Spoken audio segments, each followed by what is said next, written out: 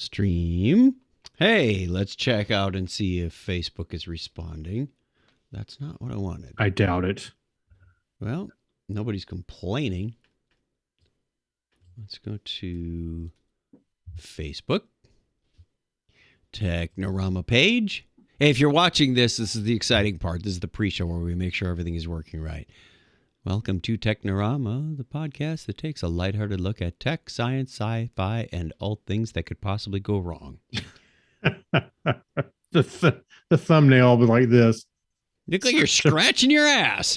No, my face, not my ass. And I'm kind of looking at it. That's just not our best. Okay. That's funny. So I'm going to... Hey, let's check out and see. There, mute that. Oh, we're going to hear that one more time. So, best. There we go. Okay. I wish they had a hotkey to mute. Hey. There we go. Yeah. And so that's Facebook. Let's also take a look at YouTube. At least YouTube I can mute with a hotkey. Why doesn't it say Technorama's live? That's weird. Weird. Technorama podcast. Oh, okay. Give me 1 second. I gotta clean my glasses real quick. You do that. Mute. And chat. And nobody watching here. There we are. Filthy. Several people watching on good old Facebook. Howdy, John Miller Jr. How come I can't change my profile personality? There it is. There we go. Hello. Excellent. Show notes are available. I don't have my proper glasses on for this, so we'll switch those around. I know this probably isn't the perfect year for John Miller Jr., but you got to go to Dragon Con 1 year. Hi, Scott Tyler.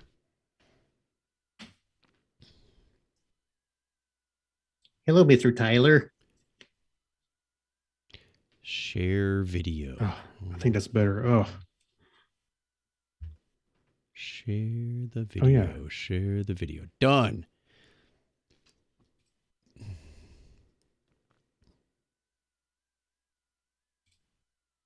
Ta-da. Where'd the share thing go? You watching full screen? I mean, Is that on full expanded screen? view. It's down in the corner, right next to the right a comment. Oh, stupid little thing. Share problem again. Got it. Yay! I showed Craig how to do something. There. Now we're even for the Bitmoji thing earlier. Yeah. Actually, that was the weirdest little extension you had. Because when I installed it, it did the same thing. I was like, it's like what's the point? Yeah, it took me to a review it. Then I was like, I don't know, it kind of made me nervous because I didn't know what else that thing was doing. Yeah, so they just downloaded all our passwords. Maybe. But it's gone now. Yeah. So there's a Bitmoji extension for Chrome, but make sure you get the one that just says Bitmoji, not the one that says Bitmoji 2021, as you might suspect. Yeah. Oh, this one's the latest. It must be the best. No, it doesn't work that way. Yeah. Be careful where, when I saw on the title, it said from Bitmoji, but it wasn't a link or anything. It's like, okay, that's kind of suspicious. And the normal one has from Bitmoji.com. I went, okay. So I thought I checked. I thought it went to a Bitmoji, URL, but usually a little more diligent than that because our IT people periodically send out phony phishing thing, and if you click it, it goes wah wah wah wah. You need to go to security training again. Like, no, not that. Yeah, I probably sent a couple of things to security, being overly cautious because sometimes I go, I don't want to get busted. I've sent them a couple also, but they're getting really crafty on what they're sending out. I say a year or two ago, you could pick them out pretty easy. Mm-hmm. You go, oh, yeah, this is entrapment right here. Or like if you get busted by this, you need to have your rights taken away. Yeah, you better go back to training. Now some of them are pretty good. All right, you ready? Sure. Oh, I didn't check your audio, so my audio is going up about that far. Hi, Craig. How are you? I'm doing well. How are you? Okay, that'll do. We'll leave it there. I'll keep an eye on it later. Just want to make sure we're not terribly off level for the stream and for the recording and blah, blah, blah, blah, blah. Okay. Really need to get a little light. This lamp is not perfect. Don't do it. Okay. Did we have all our stories lined up? Oh, I didn't have anything to add to pass me the remote tonight. Oh, come here. Oh, crazy. Well, I have one thing I can talk about, but yeah, I did. I did leave it in there. You did put it in there. Mm-hmm. Okay. Let us go. I do have something that Lisa recommended yesterday, but I'm going to leave. We watched one episode, and I'm going to leave it for another week. It needs to be brewed. I'm sure a lot of people have heard of it anyway. So let's continue on. We're going to start the audio recording now. Oh, we have to start the video recording as a backup, just in case. So video recording has been started. Technorama Podcast, August. We're recording this on the 15th, but it'll go out on the 18th for 2021. And we're starting the audio recording in 3, 2, 1. Technorama episode 648. Computers, they bite.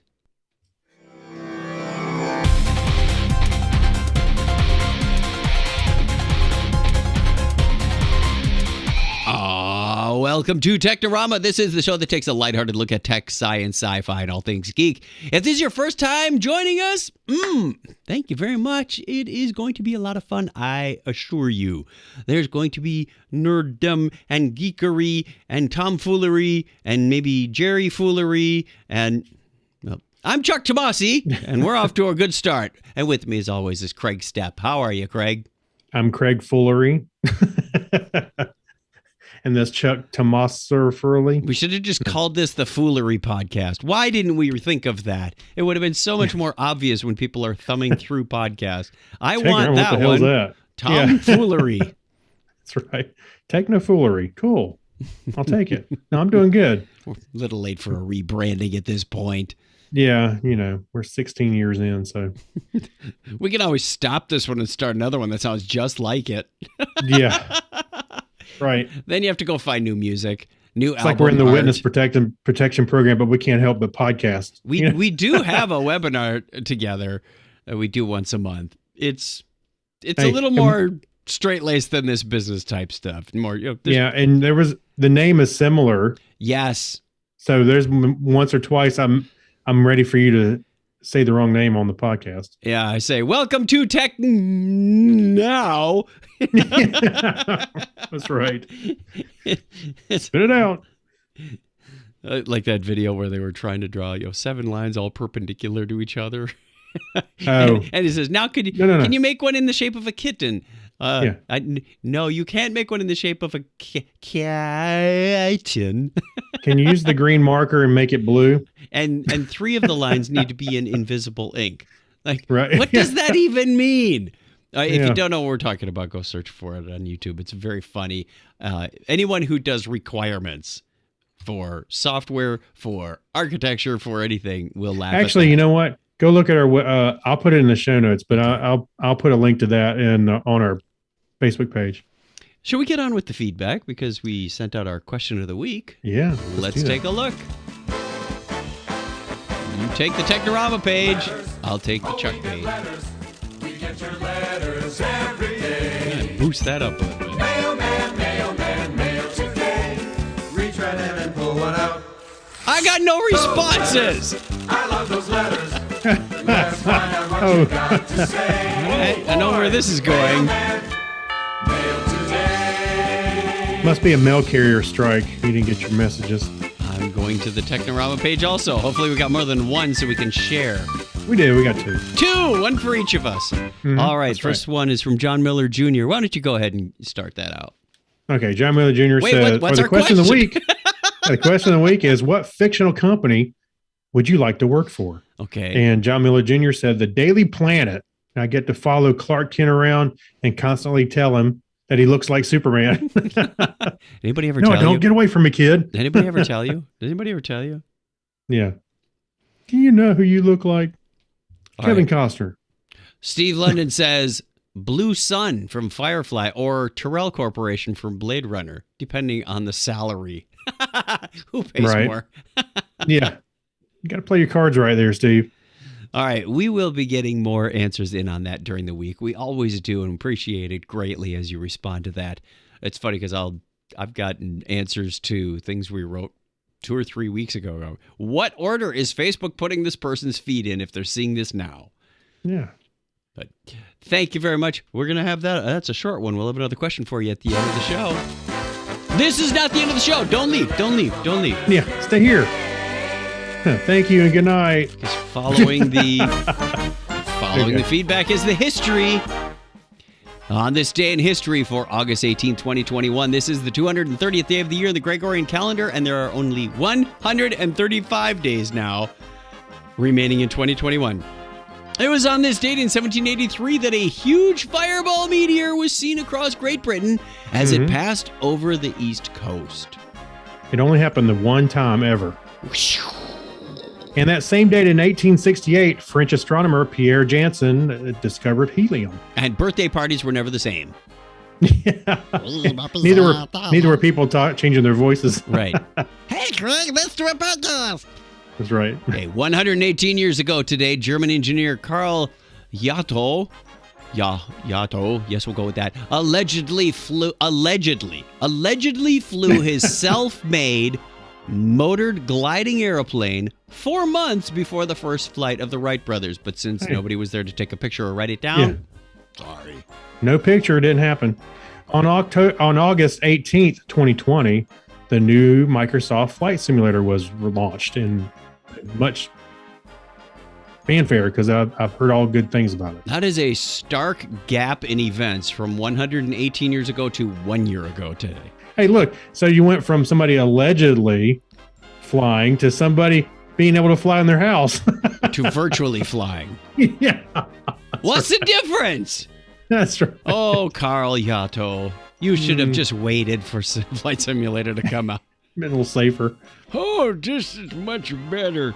Okay, happy birthday goes out on this date to Italian composer and conductor Antonio Salieri. Remember Amadeus movie? Yeah. Yeah, with F. Murray Abrahams. Yeah. What can one hear when they hear this music except Salieri? He was born today in 1750. And Meriwether Lewis, American soldier, explorer, and politician, was born on the same date in 1774. He was one half of that famous explorer group, Lewis and Frankfurt.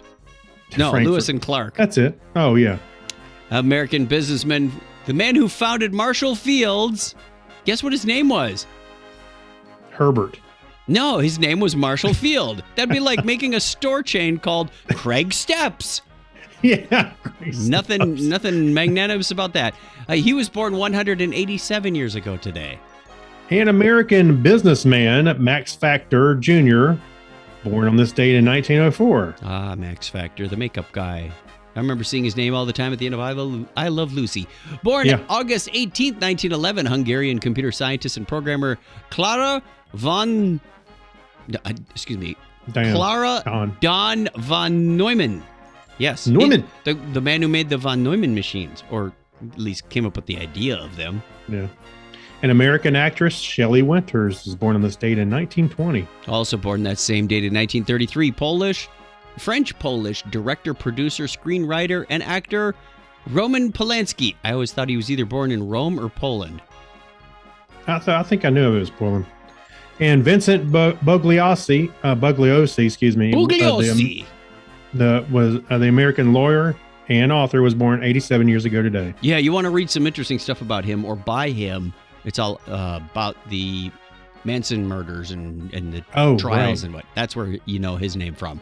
Also turning 78 years old today is American actor and comedian Martin Mull. I don't know if he's still alive because of the phrasing in here.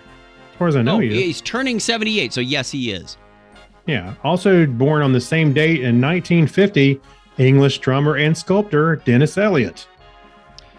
And American actor and dancer Patrick Swayze would have been 69 today. That's right. Also born on the same date in 1954, Italian astrophysicist, astronaut, and politician Ubuntu Guidoni. Guidoni. It's the kind of pasta. Never mind. Also turning 64 today, American comedian, actor, producer, screenwriter Dennis Leary. And also born on today was American actor and producer Malcolm Jamal Warner. He's 51. Theo from The Cosby Show is 51. Yeah, Don't you right. feel old now? Yeah. Don't you feel like your No, life he is... should. No, I don't, because I'm only a year older than he is. Yeah, but what have you done with your life? Listener birthdays this week include August 19th is Brian Latecki, also Matt Ryder, same day. August 20th, Jedi Kez, a.k.a. Brian from Winnipeg. Zoidberg is on the 20th. Who knew Zoidberg had a birthday? He was born in 1967. Right, well, and he lived till the year 3000 something. Yeah. So that's because he kept missing the spawning and never had to die. Kyle Slingo also on the 22nd. Third one on the 22nd is Alchemy Dragon. And August 24th, daughter of our good friend and listener, Kira Fiore. So happy birthday, right. Kira. Oh, hey, happy birthday. She's got to be like 20 now. The way kids grow up in podcasts faster than normal. Right. It's like for every year, it's like 7 years. Oh, that's dog years. Where are you going with that? Acceleration of birthday age. That's the way it was on this day in history for August 18th, 2021. If you want to be on the Technorama birthday calendar, go over to chuckchat.com/wiki. Didn't seem like we took that much time, but we did. Yeah. Let's take it away, boys.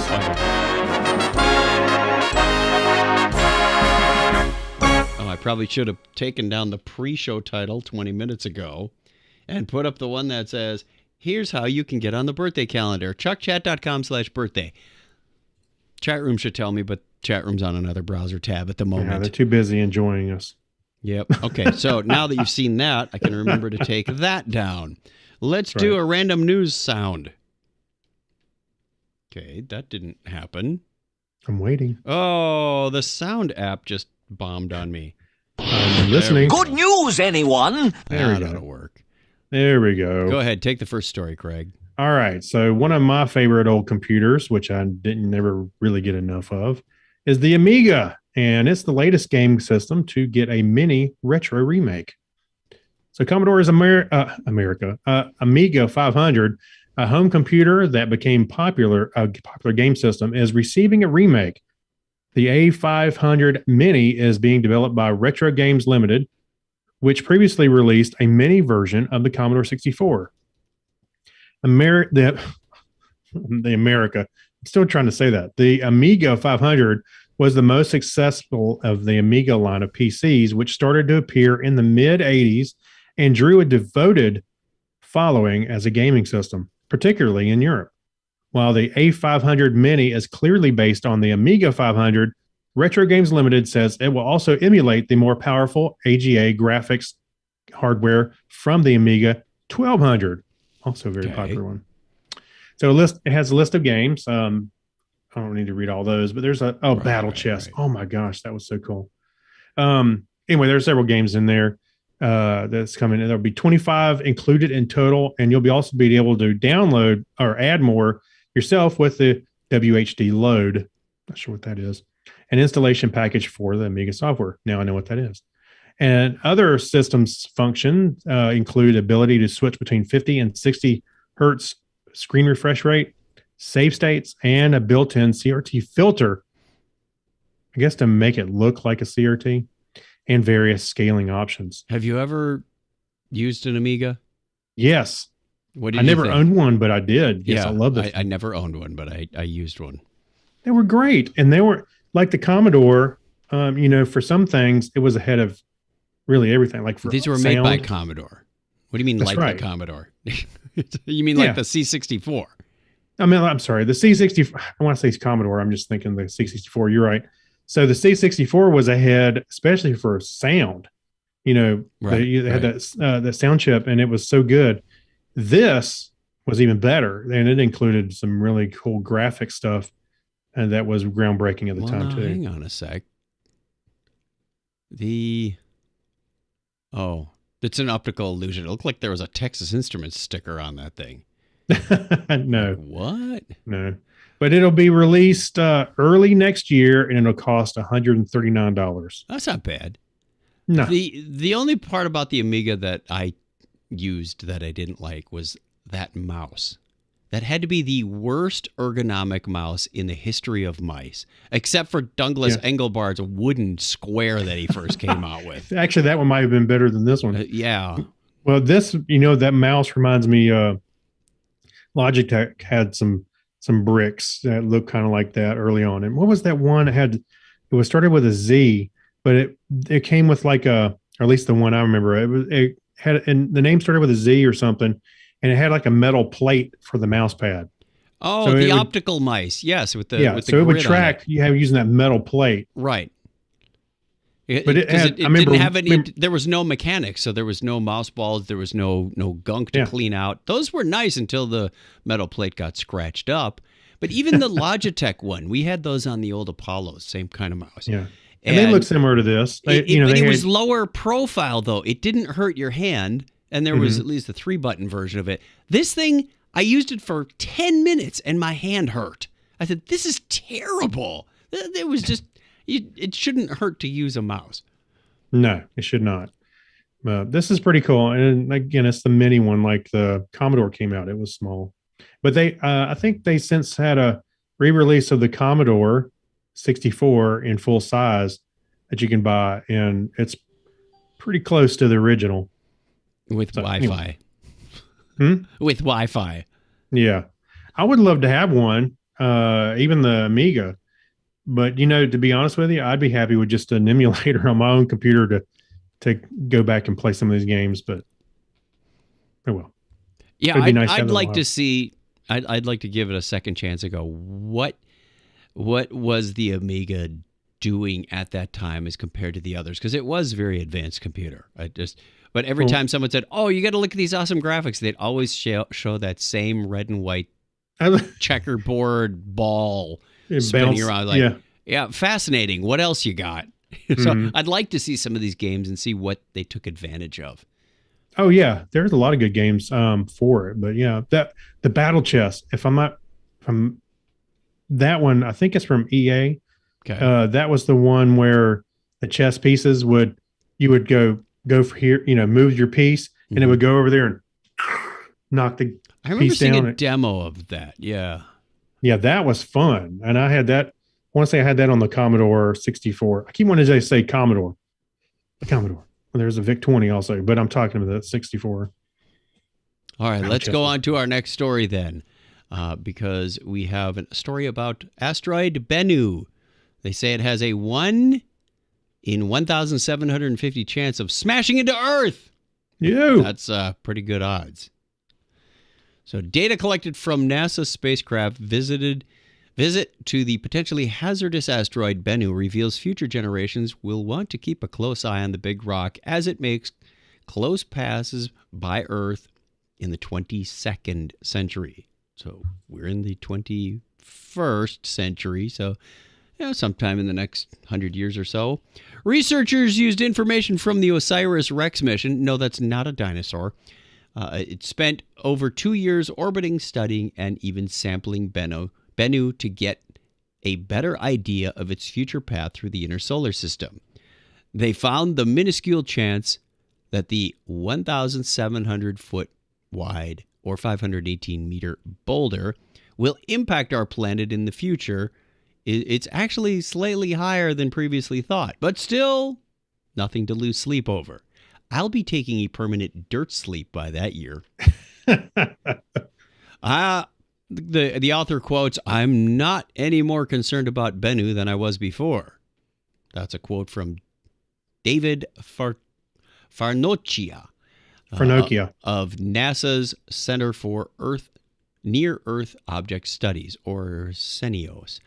He told reporters on a call Wednesday, the impact probability remains small. That probability is, as we stated earlier, 1 in 1,750, or 0.06% between now and the year 2300.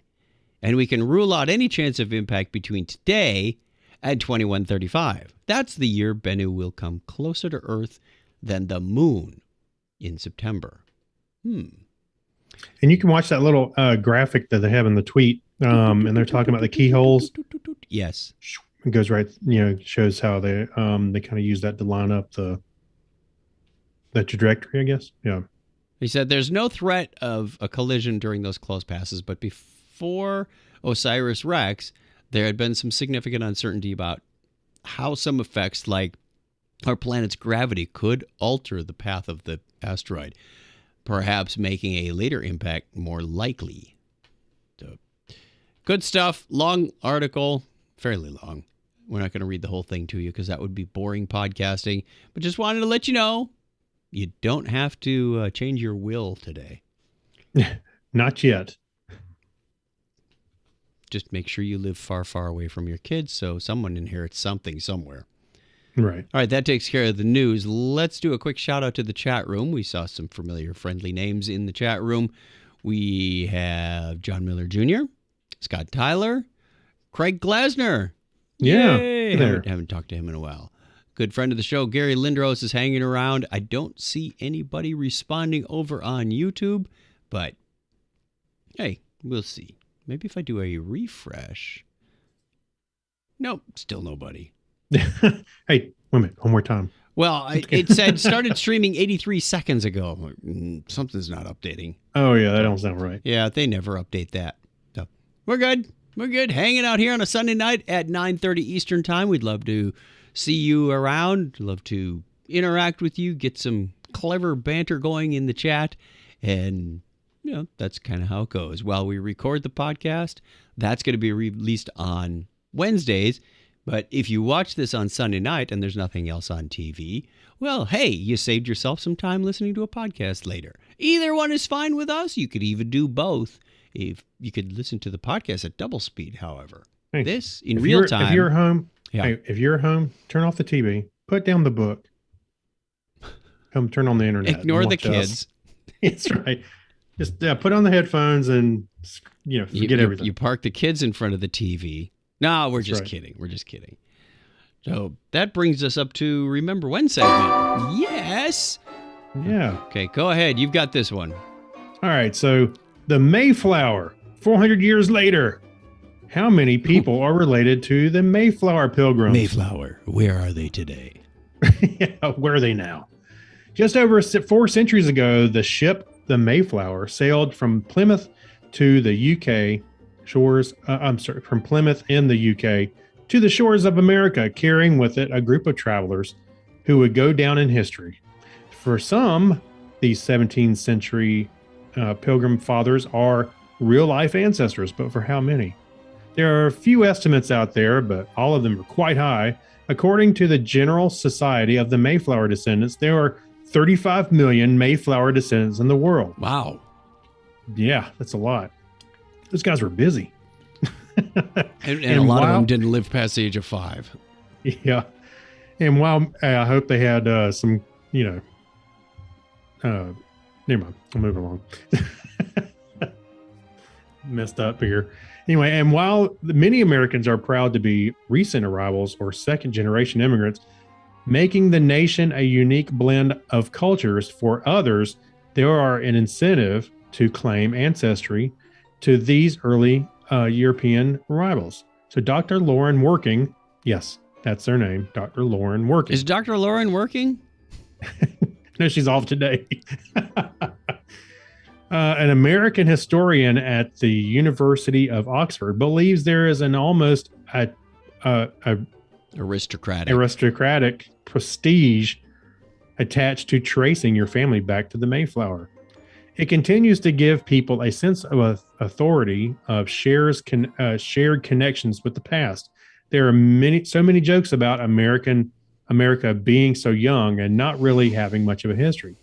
And so I thought that the Mayflower is something that people can kind of latch onto and give themselves a sense of grounding rather than everyone seeing themselves as migrants or refugees or travelers, as travelers.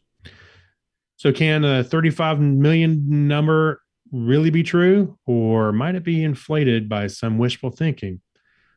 The figure seems high, especially when you look at the numbers. There were 102 passengers, around 30 crew that set sail on the Mayflower on 1620, September 1620.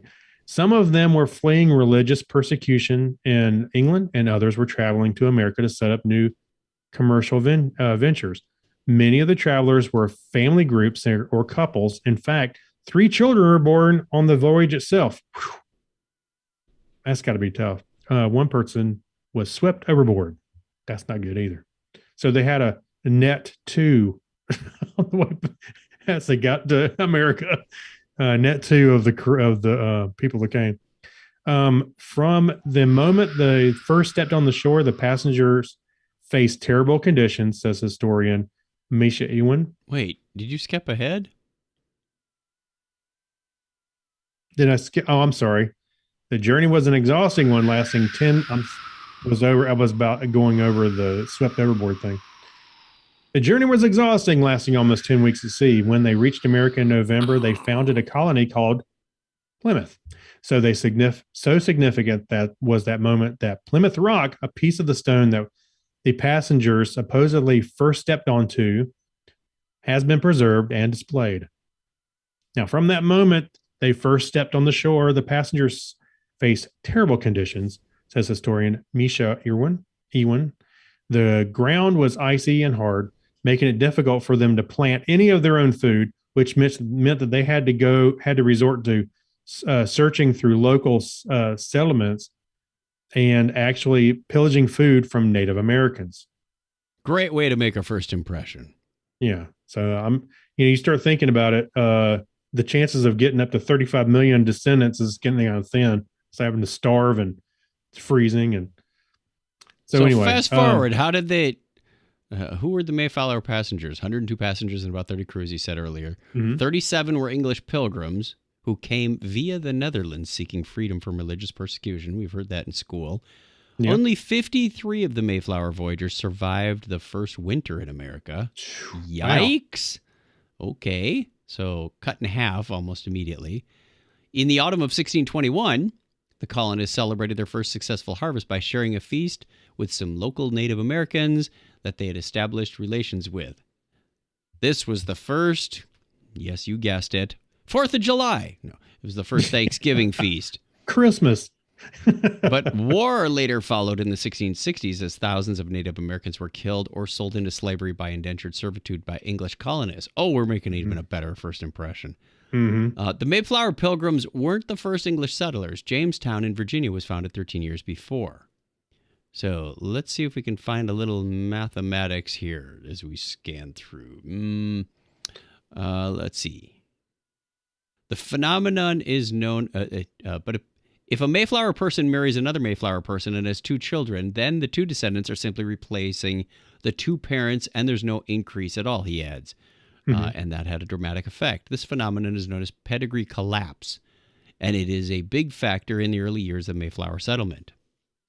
Of the 27 marriages that produced children in the founding Mayflower generation, 16 of them were between Mayflower passengers and descendants, but more ships did arrive bringing new non-Mayflower people, meaning that the number of descendants expanded significantly. Nevertheless, Pedigree Collapse was definitely a factor, as Rob Eastaway's family know as well. My father-in-law discovered that their family is descended from Richard Warren. But not only that, they think that probably my wife and children also descended from John Howland.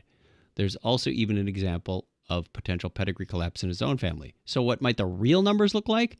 Well, these are always going to be ballpark figures, but using his 2 million descendant calculation for Richard Warren, Rob makes a rough estimate that the highest possible number of descendants for all 22 Mayflower families would be around 30 million. But once you factor in the clear evidence of pedigree collapse, Rob estimates the actual number of descendants would be around a tenth of that, or about 3 million. So still a lot of people. That's pretty cool. You know, I forget the actual statistics, but I remember reading a story about how many generations, kind of probably similar to this, where people were not related, but there's been so much,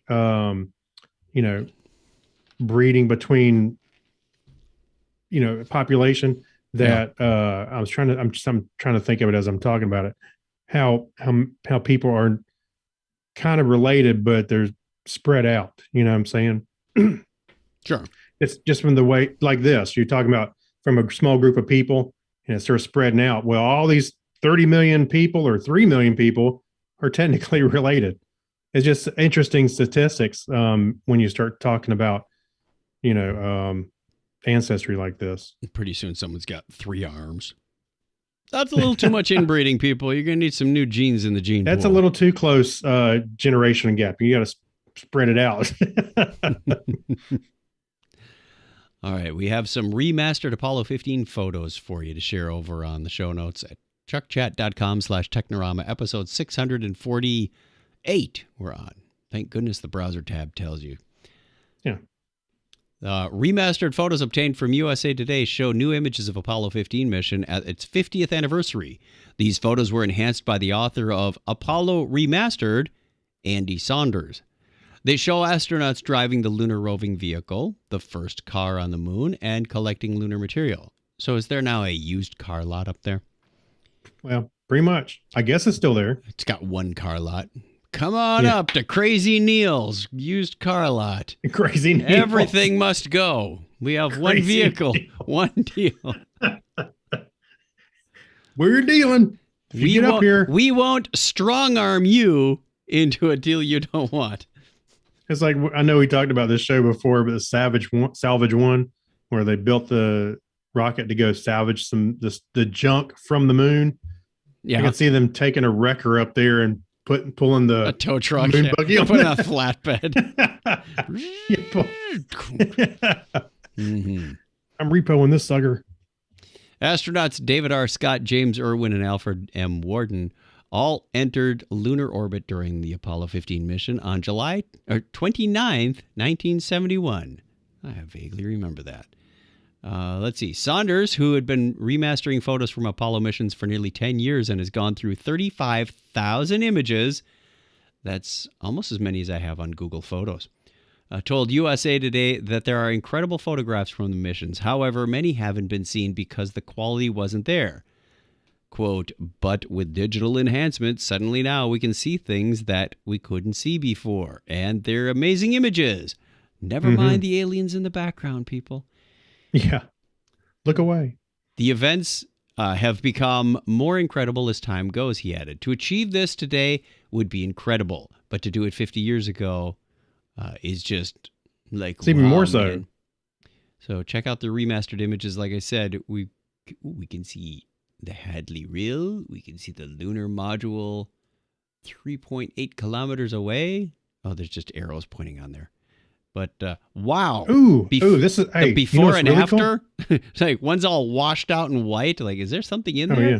And they actually enhanced it, and suddenly it looks like a beautiful moon picture. And like, whoa, there's the lunar lander is in frame. You didn't even see that before. So amazing what's stuff. cool? Yeah. Hey, by the way, this article, the lunar lander where he's sitting on it, that you're talking about that picture, right? No, I was talking about the side by side, like the before and after, like the second image you see. Oh yeah. It looks like he's in a snowstorm, and the next one, right? You can actually see everything. If you right click on these pictures and do open a new tab, they're actually full size versions. I don't know why they didn't give you an option to see them.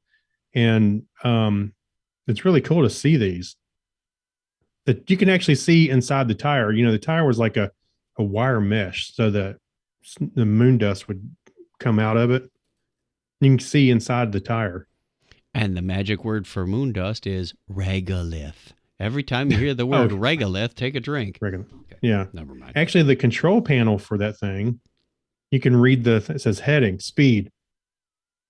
Neat. Something, nav power. Okay. System reset. There's a shadow over the word. Gyro not grounding. It's pretty cool. One day we're going to be able to go back to the moon. Somebody's going to be able to walk up there and take pictures of this and see what it looks like. With real high definition cameras. Yeah. I mean, I wonder what it looks like nowadays. I'm sure a lot of the stuff's kind of been,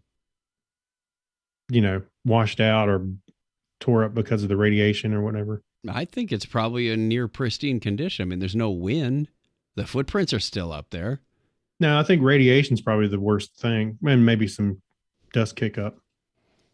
Dust kick up from how? There's no wind. Like I said, the footprints are still there. If something impacts the moon. You still have impacts on the moon? Doesn't happen all that often as you would think. Well, I'm looking at a bunch of holes when it did. Over the last several billion years, sure. Yeah. It's not like every other weekend. It's like, hey, look. Oh no, yeah. Well, hey, there. How can you wait a minute? How can you say that? Because if you look up in the sky, there's got to be some, but they're not. It's not like it's getting sandblasted twice a week. You know what? What? You can go up there and there's going to be a big rock sitting in the middle of that rover. Well, that's where they parked it, in front of the rock. No, I meant on top of it. Oh, not on top of it. No, if there is, it's going to be little micro fragments because you think we see meteor showers all the time. I'm not saying that's where I was going. I'm not saying there's nothing happening, but there's no wind blowing up dust storms like there is on Mars because there's no atmosphere. But right. When we go through a meteor shower, most of the things we see in the light as streaks of light are small as a grain of sand. So, and how many do you see in those? Like, what is it? 10 an hour. That's a good meteor shower. And it's across the whole sky. So, okay. So maybe 10 an hour hit somewhere on the moon. The moon's a lot smaller. So let's call it 6 an hour.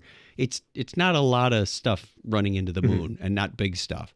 Well, I guess, over time, I guess a lot of that stuff kind of a piece of sand landed on the seat in the moon rover. How about that?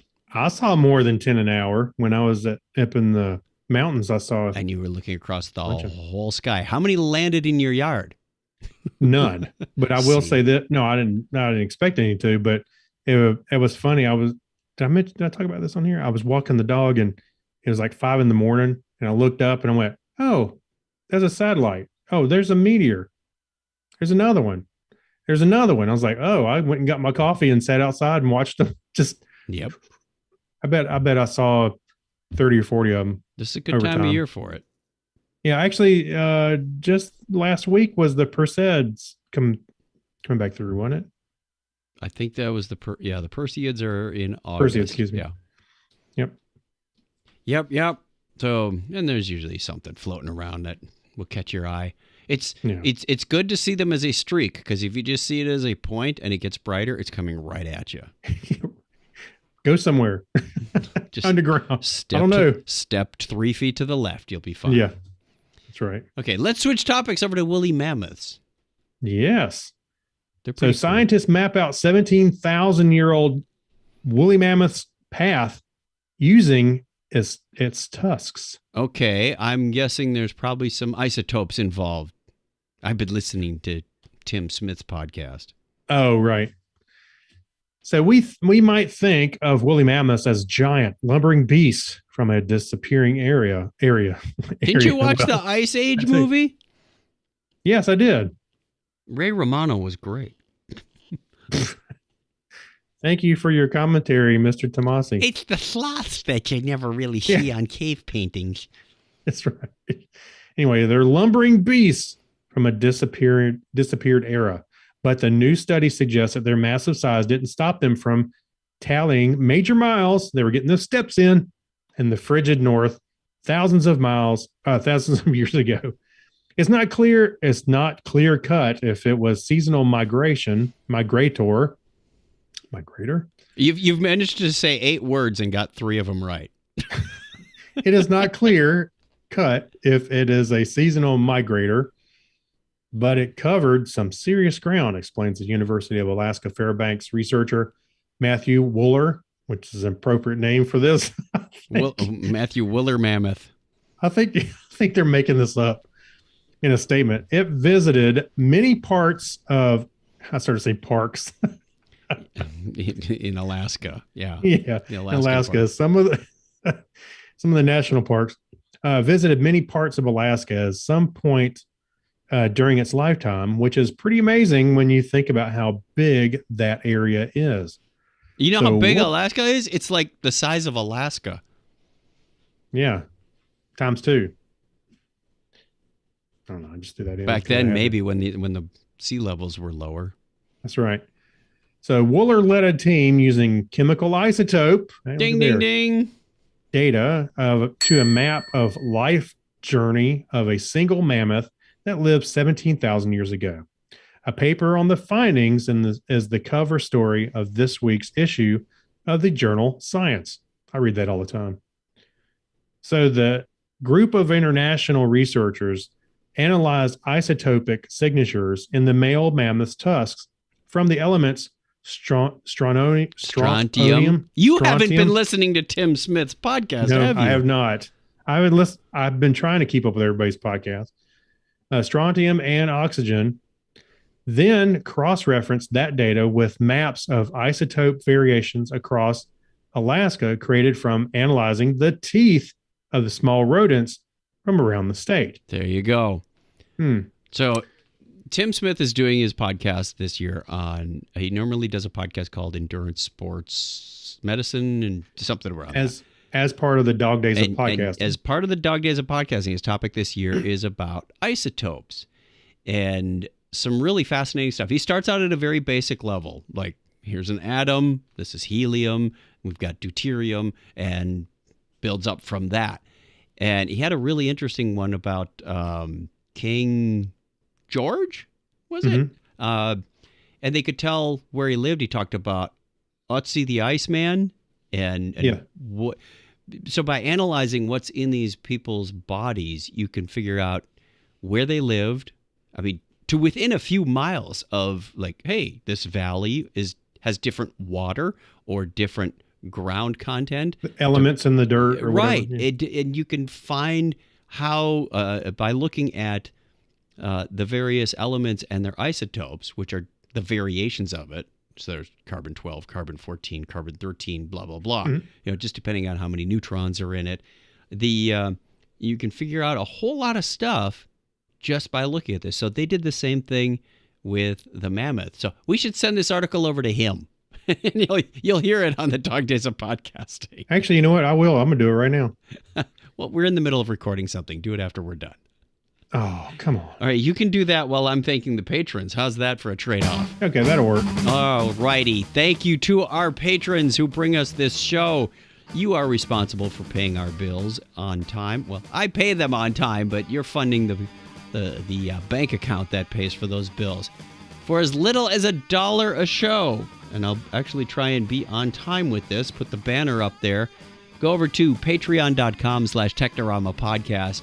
People like the likes of Alexis Duran, Amber Elstad, Amy Bowen, Avner Braverman, Ben Vaughn, Brian Brown, Chris MC, Dan D-Man Coyer, Dean Jensen, Denise Inglis, Gary Lindros. Hey, he was in the chat a little while ago. Thank you very much to all these people. They make this show happen. And We're going to check their isotopes and see where they've been. Yes, because this is our periodic table of patrons. Thank you, Harold There you go. McKinstry. As we move on to John Clifford 12, John Noble 13, Yorga Schrauen. If you check your strontium on Yorga, you'll find he's pretty cool. Christina and Kyle Nishioka, Leon. It rhymes with neon. Yeah. Mark Kilfoyle, Mike Wills, Chris Martinez, Saturday Morning Media. That's one of those heavy elements.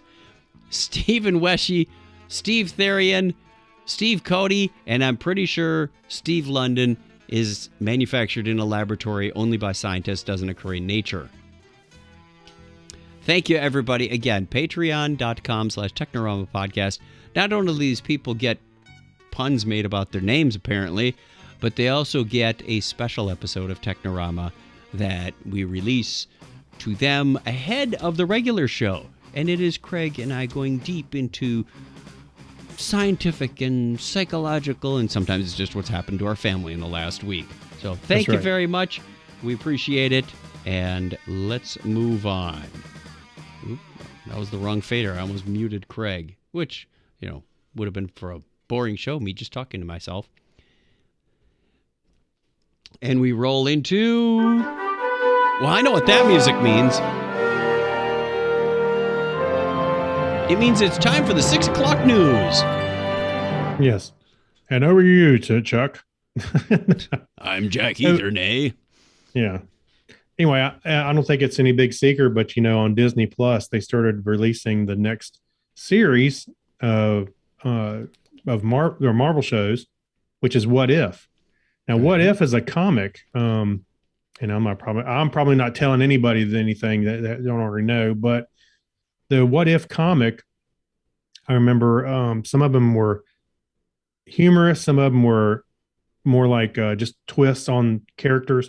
It's like Marvel Universe has a multiverse, and within the multiverse, there are endless possibilities. So part of the comic, the What If comic, they would always ask, well, what if Peter Parker was a girl or Spider-Man was a girl? And then it'd be Spider-Woman. Yeah, and like, here you go. What if Spider-Man joined the Fantastic Four? There's a bunch of different Then ones. it'd be the Fantastic Five.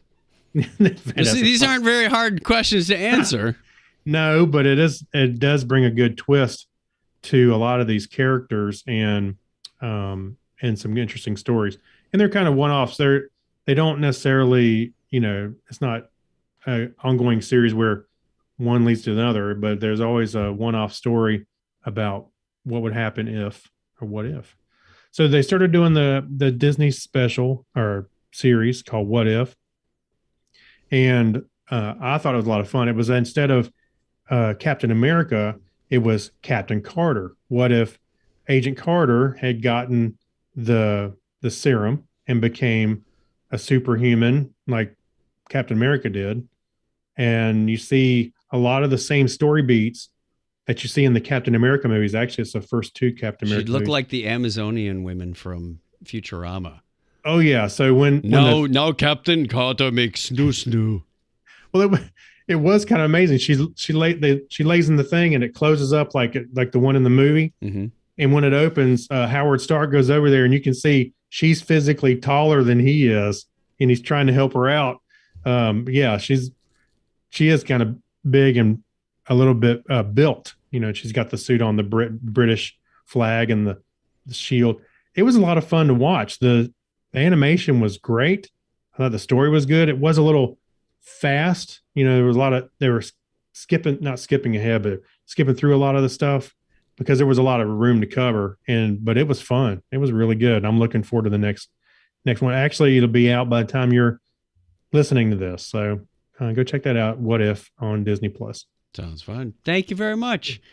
And I believe we got a couple things in the Geek Library. Then we're going to head on out of here.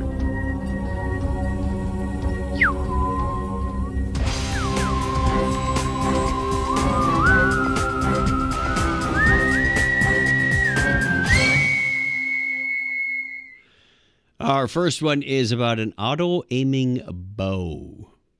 Okay. Well, that kind of takes the fun out of archery. Well, I don't know. His build process was interesting, so I would say it put the fun back in it. So I forget what this guy's name is. I just recently found his YouTube channel, but the YouTube channel is called Stuff Made Here. Holy catfish. He released this video 2 days ago and he's already got 3.3 million views on it. Yeah. So what it did was he took an archery bow, and you just basically put your hand in it and hold. It's like a 3D printed, not sleeve, but I'm not sure what you call it, a handle on it. And the bow is allowed to move separately from your hand, but it's attached, it's like with the gears and motors and stuff. So the idea is it's supposed to automatically aim the bow in the right spot and hit the right targets. So it was interesting to see him build it, troubleshoot it, fix the code. And his wife actually was an archer. So she was like, he was trying to figure out how accurate she was versus his machine. And of course, the first time out, he nailed it, or she nailed it, excuse me. And he was like, Okay, back to the drawing board. So he had bugs. He went back to Clearly we have formula some on the room to code go. one time, which was interesting. And he ended up finding the physical reason why it wasn't working right. And I'll let you watch the video. But my first thought when I saw the title, I thought that would be really cool. You know, you're outside trying to, but you know, I can't use it outside and use it because he's got cameras that help track. And you'll see in the video how he does that. So anyway, go check it out. It's 17 minutes long. A lot of fun to watch. I thought he did a great job with the video, and I skipped ahead and watched some other ones. He made a machine to give himself a haircut, which sounds scary. He made a haircut robot. He put his head up in this hole, and the robot's got an arm, and it's coming out it's using like a Floby kind of thing, you know, where it pulls your hair and it kind of cuts, but it had scissors. And I was like, there's no way I'm putting my head towards a robot with scissors. It's like one of those suicide booths. Yeah. But anyway, he does a good job with his videos, and he's a smart guy. So check it out. I spotted an Arduino or a variation of it on one of his devices. So yeah, a lot of cool stuff about the electronics. Excellent. We also have another YouTube video, Pizza Delivered to Space. Yes, this is not there in 30 minutes or less. Yeah, well, I hope they tipped him well. The description reads, the International Space Station got an eagerly anticipated delivery this week, a cargo ship containing fresh apples, tomatoes, and kiwis. And, best of all, pizza for 7. The space pizza isn't the first culinary treat on the ISS to make the news. In June, the commander of the space station actually ordered it. No, I'm just kidding. He made a sort of crepe by smearing chocolate and strawberries on a tortilla. Sort of a crepe. That's a bit of an imagination to call that. I think it's like the most basic version of a crepe. It's like on Bad Santa. He's like frying bologna in a pan. He goes, there, it's a tostada. Yeah. Though Commander Thomas Pesquet is, in fact, French, his skills in the kitchen reportedly are not out of this world. Well, this is pretty cool. And they actually just, they delivered the ingredients. They didn't actually deliver a piping hot pizza. Apologies. It's probably Thomas Pesquet, if I can interpret my French. I probably butchered his name 3 times there. Oh, right. You know, in only saying it twice, I managed to massacre it 3 times. Yeah. Okay, well, I thought it was funny, you know, about delivering a pizza in space. So it can be done, people. There is That's no right. now I'm curious to know what the actual cost of constructing and delivering that pizza, because isn't the going payload to launch something like $10,000 a pound? Yeah, It's an expensive probably. pizza. Well, they delivered the ingredients, not the pizza itself. So You still had to put it together. yeah, you had to assemble it. Well, you know, that makes sense because you can do that. Think you got the crust, and then you smear it with the tomato sauce, and then everything else kind of sticks to that. Because otherwise, if you didn't want any sauce, the cheese would just kind of float off of the crust, and it wouldn't really bake. You need gravity to hold the thing together normally, but you use the sauce as kind of like a glue. You have to have foods that stick together. That's right. That's right. Do they have a pizza oven up there? How did they cook it? Did they just wave it out the window and Maybe like they sent one cosmic of those up, radiation? They sent one of those up too. And for dessert, You know what? My luck, raisins. I would be able to go to the International Space Station and somebody would end up burning popcorn in the microwave. And leave the coffee pot on till the coffee was all burnt. Like, yep, this is just like a day at the office. That's right. Nothing like Right. it. Or they had like stinky fish for dinner. Like, oh, man, like We had somebody do that in our office one time. Not at where we work, but an old company. And this guy, he was from Africa, and he would always have some interesting dishes. And he has a fish one, and he put it in a microwave, and he got the attention of everybody in the office. They were never again. Do not put fish in the microwave. Like, April Fools, we got you. All right, we are going to skedaddle on out of here. We've got another show to wait, record. question of the week. Question of the week. We'll get that in during the song. Question of the week this week is, what's a fact that's real but sounds completely fake? The fact that we've been podcasting for 16 years. Getting away with it so far. It's real. It's a fact. And the fact is, we're not stopping anytime soon. No. So, thank you for listening. If you want to get in touch with us, you can reach out to us on the voicemail line, 707-530-2428, 707-530-CHAT. Send us an email, technorama@chuckchat.com. We look forward to hearing from you. Until then, Craig, give him a binary high five. All right. 101, everybody. Thanks, everybody. Stay safe. Child support. That's what I was trying to think of earlier for the 35 million. Yeah.